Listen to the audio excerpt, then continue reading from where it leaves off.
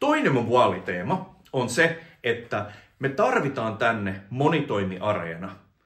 Mikä tahansa muu kaupunki, otetaan vaikka Kuopio, rakensi aivan upean jäähallin ja uintikeskuksen sinne Monttuun. Ja se on semmoinen paikka, mikä vetää myöskin sitten myös kansainvälisesti ihmisiä katsomaan lätkämatseja, paikallisesti tarjoaa hyvät uintimahdollisuudet, urheilumahdollisuudet. Monitoimiareena Lahteen ei synny minkään kaupungin-investointina, vaan se syntyy parhaiten yksityisten yritysten ja kaupungin yhteishankkeena. Tällä tavalla me saadaan homma toimimaan vähän niin kuin Tampereella, jossa kaupunki sijoitti tietyn määrän rahaa tähän halliyhtiöön ja saa ne takaisin 5 vuoden sisällä tuottoina. Myöskin alueen yritykset, puhutaan vaikka S-ryhmä Hämeenmaasta, hurjasti rahaa. Miksi me ei saada heitä yhteen mukaan siihen hallihankkeeseen yhtenä satsaajana? Myös monta muuta isoa ja keskisuurta yritystä alueella.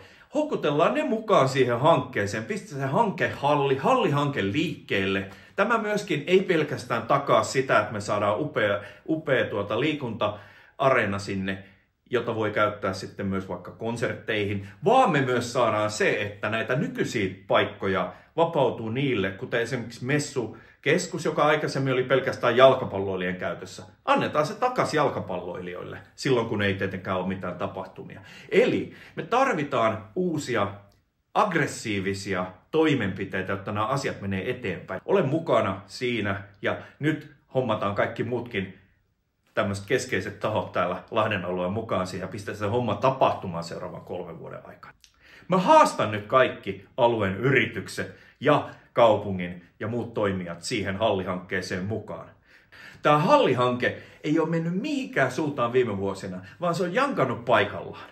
Ei kukaan ole ollut lähtemässä sitä viemään eteenpäin niin, että saataisiin kaava, saataisiin paikka, saataisiin hanke eteenpäin. Tai saataisiin rahaa siihen muun muassa yksityisiltä yrittäjiltä. Eikö hän pistetty tämä homma nyt tapahtumaan?